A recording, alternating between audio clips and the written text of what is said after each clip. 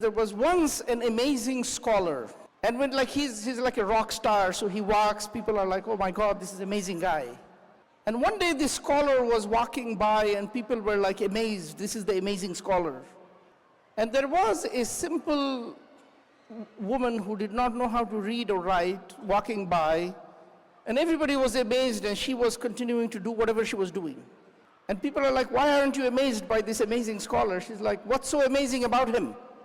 And the answer that was given is he has 100 proofs for the existence of Allah. That's how amazing this scholar is. And to this the old woman responded, what is wrong with this man that he needs 100 evidences for God?